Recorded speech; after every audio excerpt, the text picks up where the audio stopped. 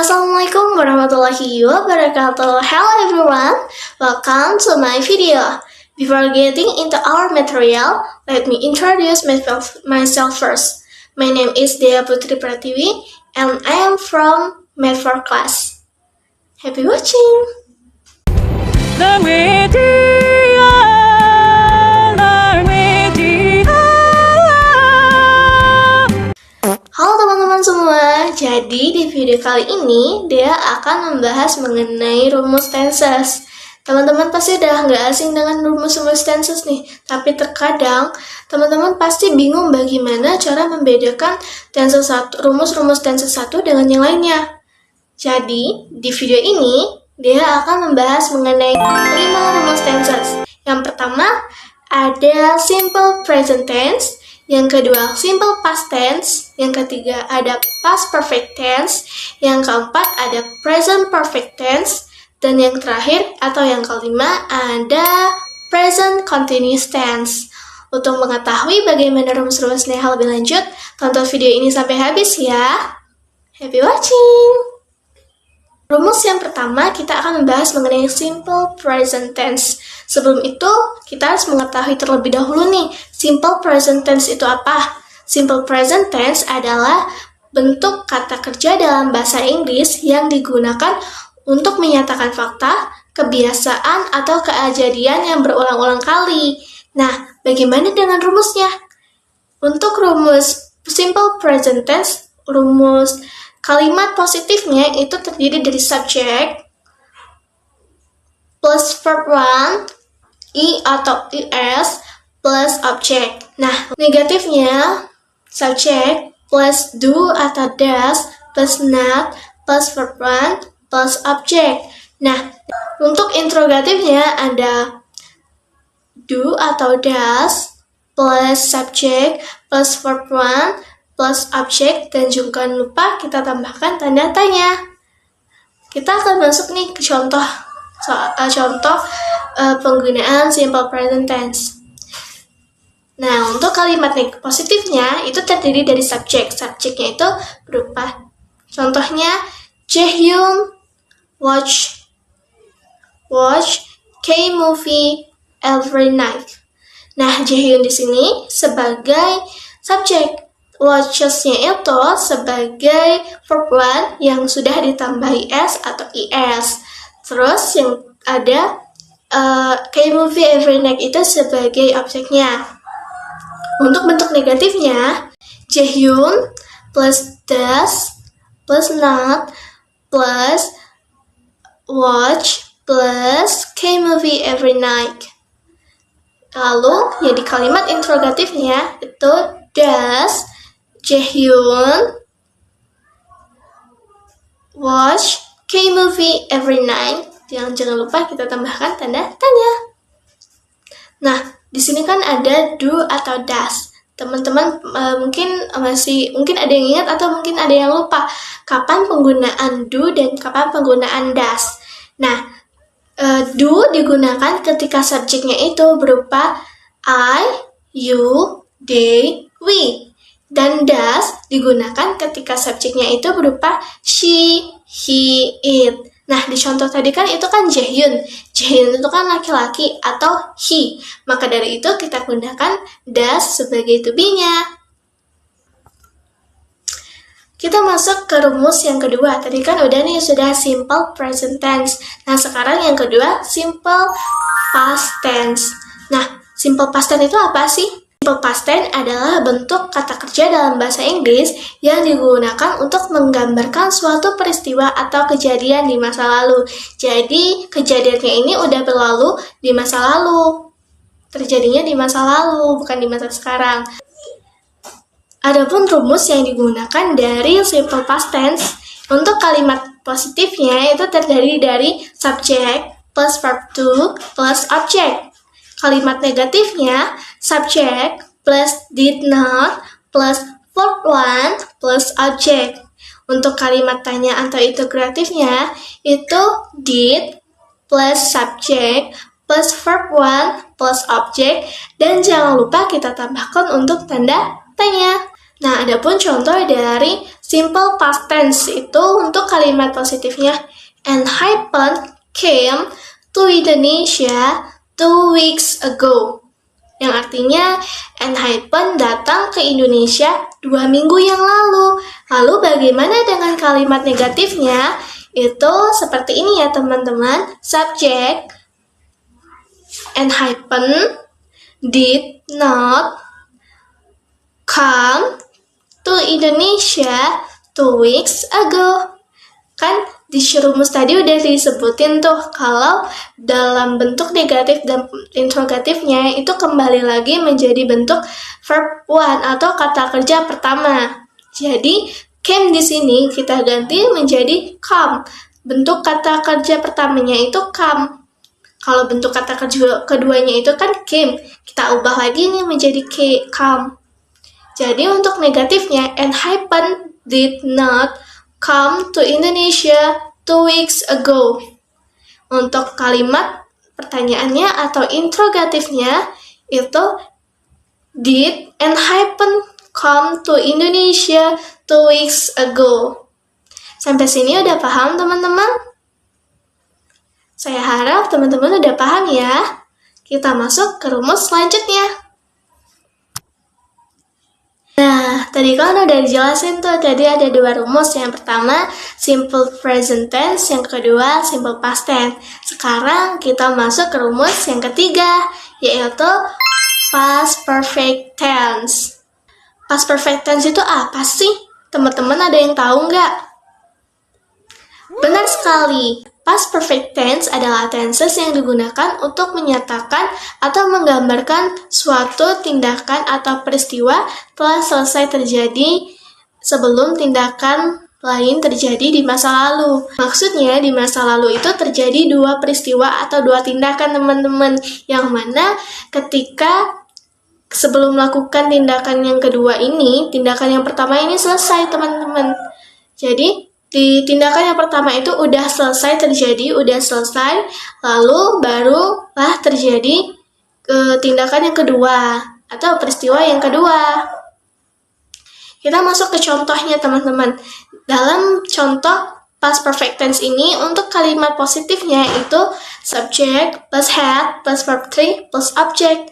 Untuk kalimat negatifnya subject plus had plus not plus verb 3 plus object. Untuk kalimat interrogatifnya itu ada had plus subject plus verb 3 plus object. Jangan lupa tanda tanya. Oke, kita masuk ke contohnya ya teman-teman. Di sini saya punya contoh. Untuk kalimat positifnya itu the train had just left when I arrived at the station. Nah, bagaimana untuk kalimat negatifnya ya? Kan tadi udah dijelasin tuh, kalimat negatifnya itu subject, had, not, terus ada verb 3, baru object. Dari contoh ini kita bisa mengerjakan dari kalimat negatifnya itu kan kita udah tahu nih, lalu kita masuk ke kalimat negatifnya. The train had not just left when I arrived at the station. Nah, kalimat interrogatifnya bagaimana? Kita had-nya kita pindahin ke depan. Had the train left when I arrived at the station? Tanda tanya. Seperti itu ya. Teman-teman udah paham belum dari contoh yang pertama? Atau masih bingung nih? Kalau masih bingung, kita lanjut ke contoh soal yang kedua ya. Saya punya nih kalimat positifnya Henry had finished the homework before he went to bed. He went to bed. Seperti ini ya tulisannya. Nah, kalimat negatifnya bagaimana? Yaitu kita tinggal tambahin not aja ya teman-teman setelah had. Jadi, Henry had not finished the homework before he went to bed. Nah, kalimat interrogatifnya, had-nya kita pindahin ke depan ya teman-teman. Had Henry finished the homework before he went to bed. Seperti itu ya. Bagaimana teman-teman udah paham? Semoga paham ya. Oke, kita lanjut ke rumus yang selanjutnya. Kita belum bahas present perfect tense. Teman-teman ada yang tahu nggak present perfect tense itu apa? Benar sekali, present perfect tense adalah suatu pola kalimat dengan perubahan bentuk yang digunakan untuk menyatakan atau menggambarkan suatu peristiwa di masa lalu yang masih berlanjut sampai sekarang atau sampai saat ini. Jadi kejadiannya itu dari masa lalu, tapi sampai saat ini masih berlanjut ya teman-teman. Nah, bagaimana rumusnya? Jadi, untuk rumus present perfect tense itu, untuk kalimat positifnya yaitu terdiri dari subject plus to be, has atau have, plus verb 3. Lalu, negatifnya yaitu subject plus have atau has, plus not, plus had, plus verb 3. Untuk kalimat interrogatifnya, itu have atau has plus subject plus verb 3 plus tanda tanya. Oke, tadi kan di rumusnya tadi disebutin tuh ada have, ada has. Teman-teman masih ingat nggak have itu digunakan saat kapan dan has itu digunakan saat kapan? Atau teman-teman masih udah lupa nih? Oke.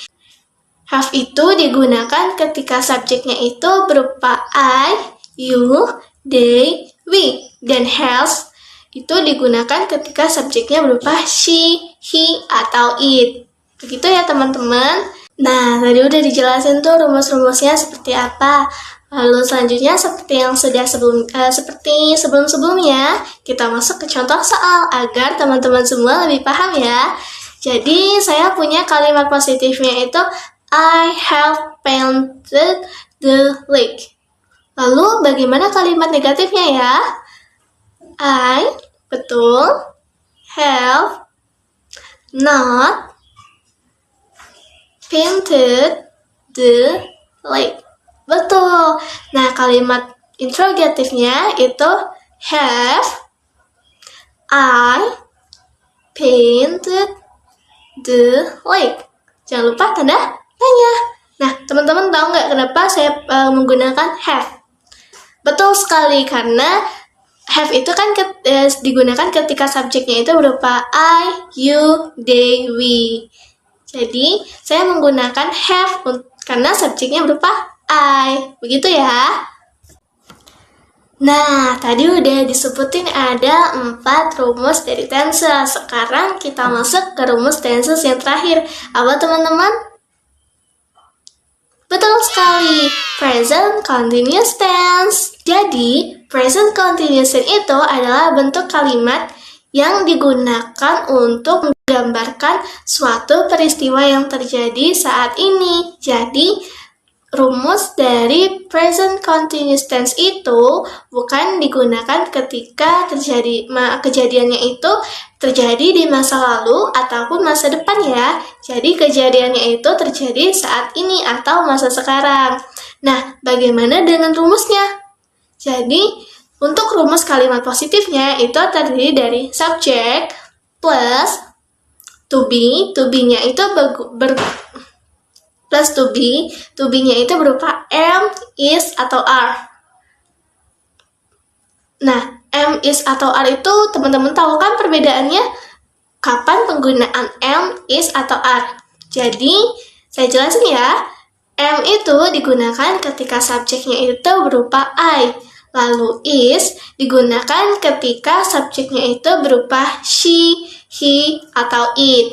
Dan are digunakan ketika subjeknya itu berupa you, they, we. Oke, sudah paham ya teman-teman perbedaan penggunaan to be-nya? Jadi kita masuk lagi ke rumusnya. Subject, untuk kalimat positifnya itu subject plus to be, am, is, atau are, plus verb ing, plus object. Nah, kalau negatifnya bagaimana? Kita tambahin not aja teman-teman. Jadi, subject plus to be, am, is, are, plus not, plus verb ing plus object. Kalau bentuk interrogatif atau kalimat tanyanya itu to be-nya kita pindahin ke depan ya teman-teman. Jadi to be, am, is atau are plus subject plus verb ing plus object plus kalimat tanya, tanda tanya ya. Nah, bagaimana contohnya ya? Oke, saya punya kalimat untuk kalimat positifnya itu Karina is dancing in the bedroom. Nah, Karina ini sebagai subjeknya. Is itu to be-nya ya teman-teman. Kenapa to be-nya is? Kenapa bukan am atau are? Karena Karina itu kan subjek yang mana Karina itu perempuan atau she. Nah, she tadi kan untuk penggunaan she itu to be-nya is ya. Jadi digunakanlah is. Karina is dancing. Dancing verb plus ing. Nah, verbnya itu dance plus ing. Jadi dancing in the bedroom itu sebagai objeknya. Jadi untuk kalimat positifnya saya punya Karina is dancing in the bedroom. Untuk kalimat positifnya, Karina is dancing in the bedroom. Lalu bagaimana ya dengan kalimat negatifnya? Nah, kalimat negatifnya itu Karina is not dancing in the bedroom. Seperti itu ya. Not-nya kita tambahkan setelah to be. To be-nya tadi kan is. Nah, baru kita tambahkan not. Lalu verb ing plus object. Untuk kalimat interrogatifnya atau kalimat tanyanya, to be-nya kita pindahin ke depan ya, seperti rumus yang sudah dijelaskan sebelumnya. Jadi, is Karina dancing in the bedroom? Tanda tanya.